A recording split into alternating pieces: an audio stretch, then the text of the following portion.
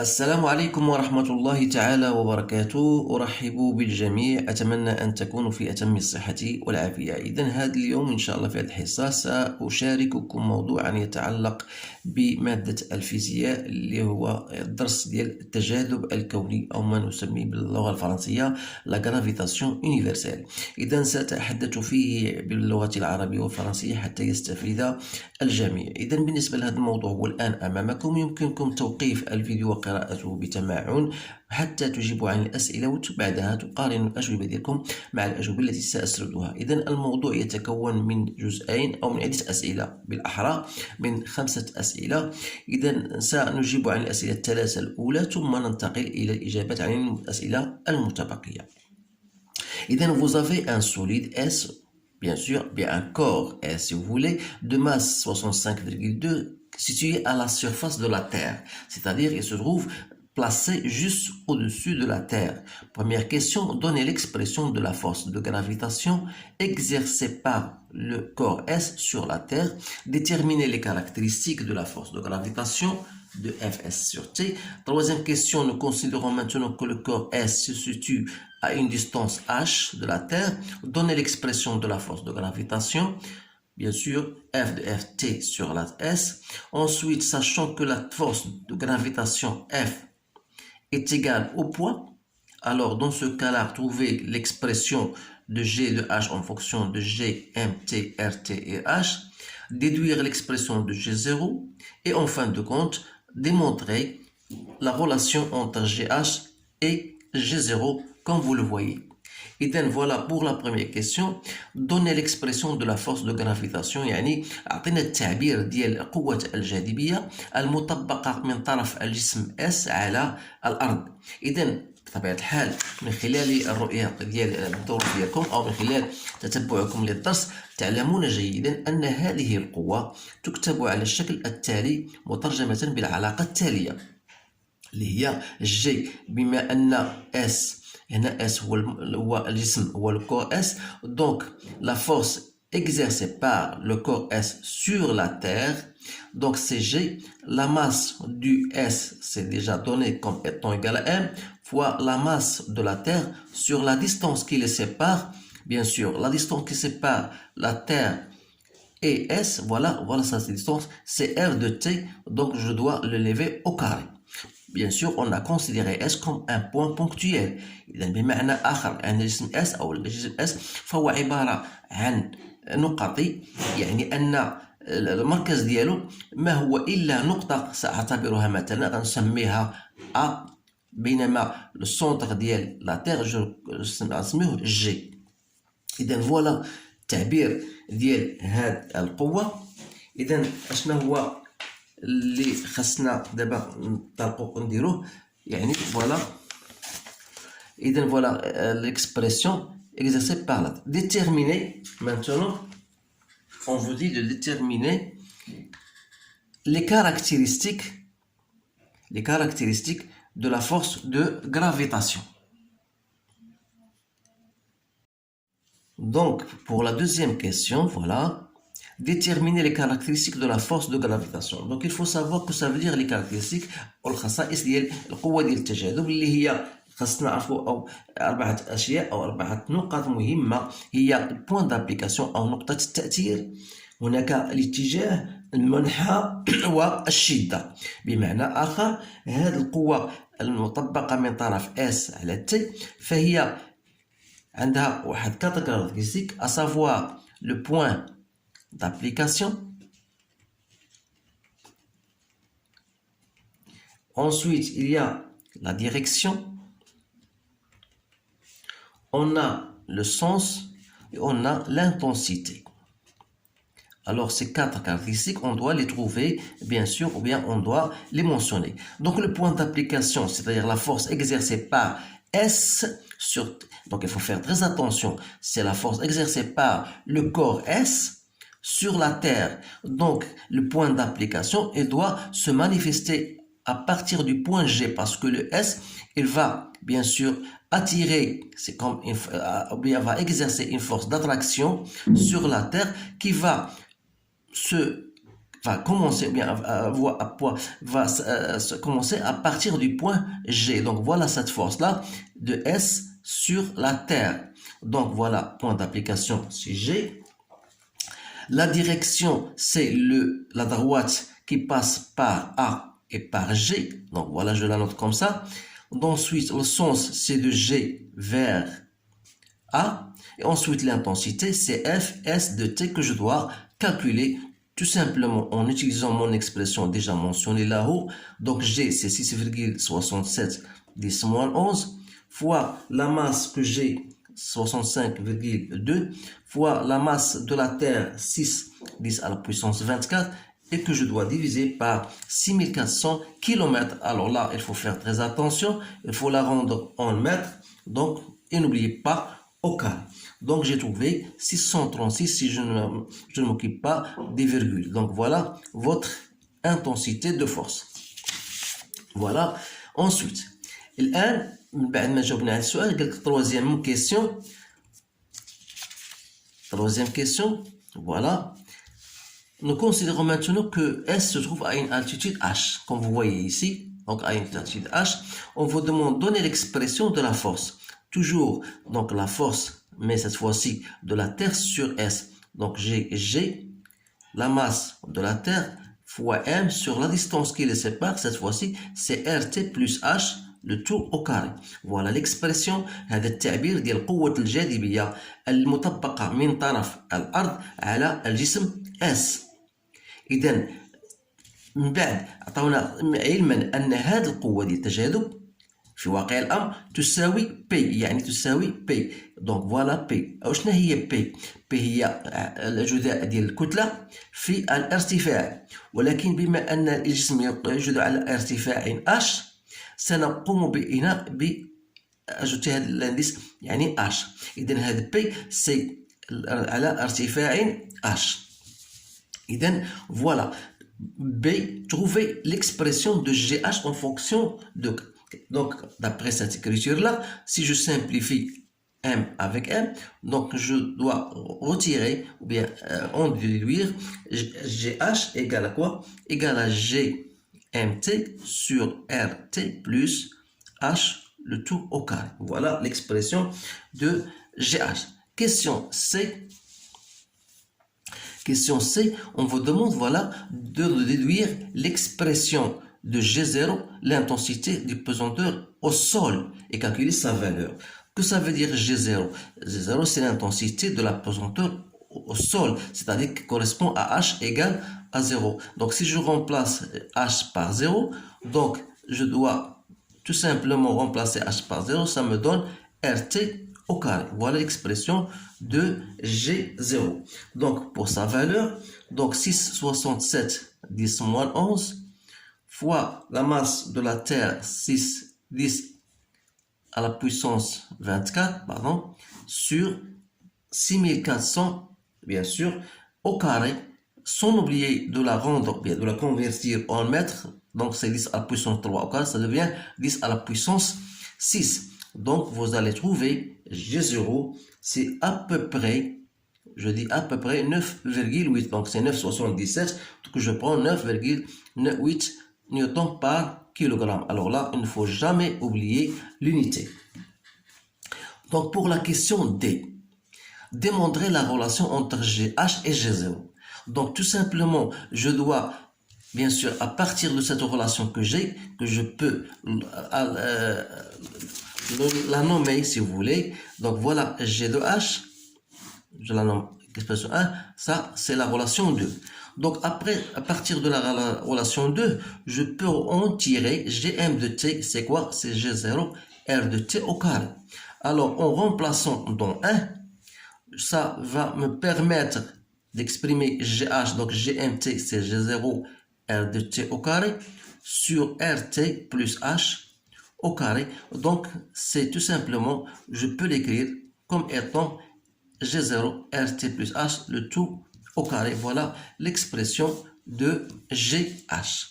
اذا هاد الامور هذه تنظن باني شرحتها في واحد لا فيديو اللي بغى يرجع ليها باللغه العربيه، راه كاين عندي في القناه ديالي مات اي فيزيك اون بوش. غادي يلقاها بطبيعة الحال فيديو صوت وصورة. اللي بغى يستافد يدخل القناة ويستافد. إذا الآن بعد ما جاوبنا على هذه الأسئلة ثلاث، غادي نمشيو دابا المتبقي من الأسئلة. إذا المتبقي من الأسئلة فوالا هادو كلهم دي دوني بطبيعة الحال. دونك عندك لو بوا دون بيرسون cette fois-ci dans un lieu à la surface de la Terre, c'est P0. Donc, tel que l'intensité de la pesanteur, c'est 0,977.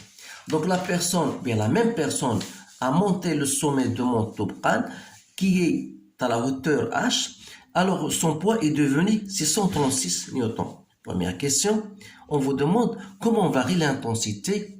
Voilà, comment varie l'intensité du poids lorsque nous éloignons de la surface de la Terre. Donc, c'est question simple. Donc, vous remarquez que d'après l'expression de P0 et de P, vous remarquez que P est inférieur à P0. Ça veut dire quoi? Ça veut dire que l'intensité du poids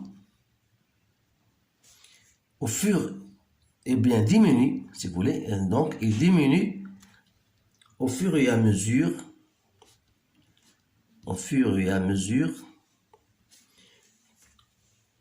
qu'on s'éloigne de la Terre. بمعنى آخر أي أنه كلما ابتعدنا عن الأرض كلما قلت الوزن أو الوزن يقل مع الارتفاع. وهذه الأمور يرجعون إلى ماذا؟ إلى شدة قال أي جي. إذا هنا من بعد ما جاوبنا على هذا السؤال voilà, on vous dit de calculer la masse de la personne. Donc la masse de la personne, bien sûr, la masse, vous savez bien sûr que P0 عندما كان الإنسان على سطح الأرض P0 c'est quoi? C'est mg0. Donc de là, puisque la masse est une grandeur physique invariable, alors là il faut la noter. Alors je dis que m, donc c'est PR0 sur G0. Donc ça veut dire 638 divisé par 9, 77. Donc c'est 65,3 kg. Voilà la masse.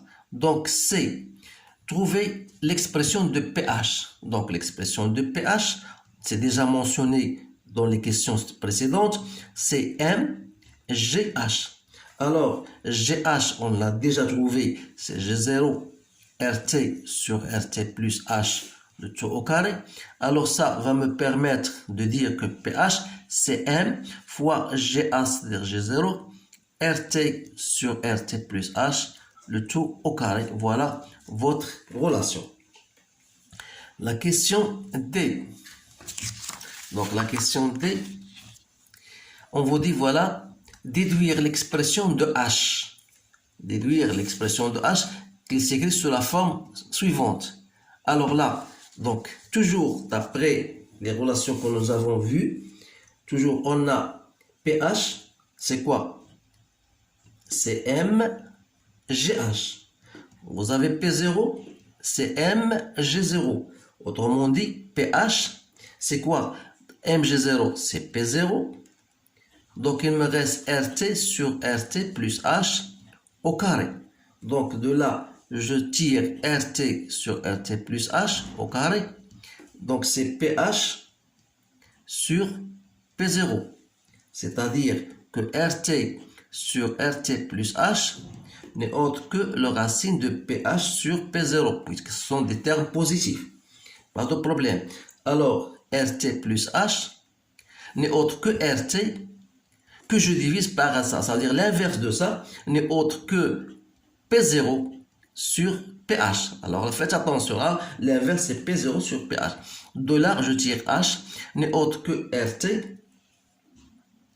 En facteur, si je fais, voilà, RT, donc H c'est ça, ce terme-là, moins RT. Donc je mets directement RT en facteur, donc il me reste P0 sur pH moins 1. Voilà l'expression de H. Donc il suffit de la calculer. Donc c'est 6400 fois racine 638 sur 636,2 moins 1. Donc, j'ai trouvé 340 km.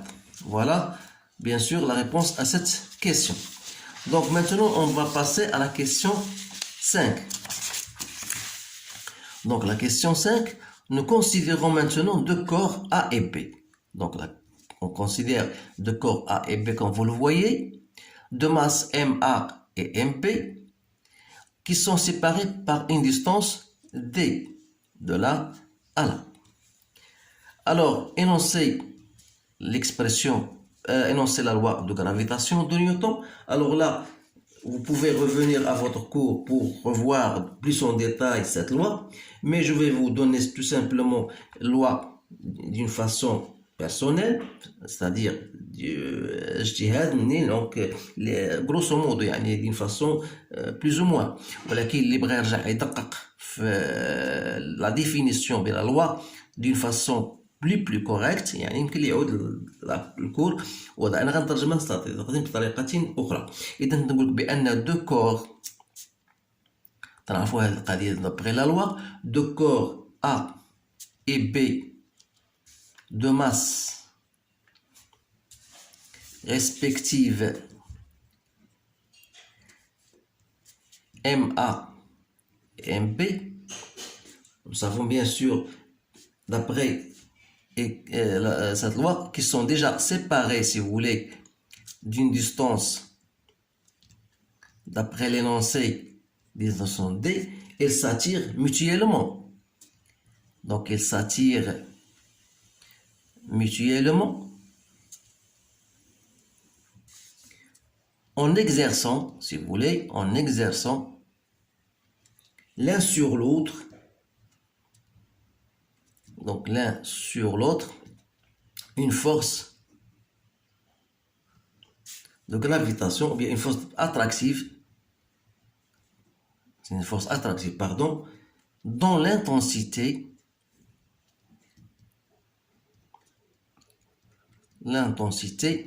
est. Donc ça, les questions A, on vous dit de donner l'expression. Donc ça, je réponds à la question B, c'est-à-dire dont l'intensité, c'est F, que j'écris F de A sur B, qui est égal à G, MA, fois MB, sur la distance qui les sépare, c'est-à-dire c'est la distance grand D au carré. Voilà l'expression. Alors, donner l'expression et calculer sa valeur. Donc le calcul, c'est 6,67, 10 moins 11 fois 15 fois 160 que je divise par 16. Donc ça me donne 10 moins 8 نيوتن. أتمنى أن يكون هذا الجواب صحيحا، لأن ليس لدي جواب جاهز لأني أتعامل مع هذه التمارين بتلقائية. إذا كان هناك خطأ فأعتذر، ما يهمني في الأمر هو التعابير، أما ما تبقى فاستعمال الآلة تغنينا عن كل هذا. إذا فيما يخص الآن السؤال الأخير هو représenter ces forces، دونك غنستغل هذا الشيما هذه باش نستعملوه. إذا حنا لقينا بأن F إيكال 10 موان 8 نيوتن، وعطاونا واحد السلم بأن 1 سنتيمتر هي دو 10 موان 10، c'est-à-dire que 10 moins 10 c'est 0,5 cm. donc غادي ناخذ هنا 0,5 غير اللي تقريب. اذا فوالا 1 سنتيمتر، دونك فوالا 0,5 على فورس الاولى، وهنا غادي ناخذ كذلك 0,5. نورمالمون الا بغيت ناخذ انا سلم اخر نقدر ناخذه بطريقتي الخاصه، غادي ناخذه مثلا 1 سنتيمتر ولا ناخذ هنا 2 سنتيمتر على كل. اذا هاد لا فورس اللي قلنا هنايا سي كوا؟ سي لا فورس اكزيرسي دو A sur B، الاتجاه ديالها دو B vers A، بينما هاد لا فورس سي لا فورس اكزيرسي بار B sur A. alors là il faut faire très attention، لان اغلب الطلبه تيوقع لهم واحد الخلط ديال هاد، دونك تيدير في عوض يدير هنا B sur A تيدير هنا A sur B، وتتكون المسائل النتيجه غلط. اذا خاصكم تردوا البال هذه الامور هذه. اذا الامر هذا هو التمرين بطبيعه الحال، فلقيت بانه تمرين شامل يضم مجمل أو جل الأسئلة التي يمكن أن تطرح عليكم في الفرض. إذا يكفيكم مثلا الآن أن تعيدوا هذا التمرين مرات عديدة حتى تستوعبوا هذه العلاقات، لأن هناك مجموعة من العلاقات يجب حفظها ويجب كذلك التركيز عليها، لأن طريقة التعامل مع هذه العلاقات هو الذي سيجعلكم تفهموا الدرس جيدا دون نسيان العلاقات أو استعمال الآلة الحاسبة، لأن هذا الدرس يقوم على أساس الاعتماد على الآلة الحاسبة، وخصوصا التحويلات كذلك فيما يخص الكتابة العلمية هي من الأمور التي تطرح في الفروض. إذن هذه كل ما أعطيكم من التوجيهات. أتمنى لكم حظا سعيدا، والسلام عليكم ورحمة الله تعالى وبركاته.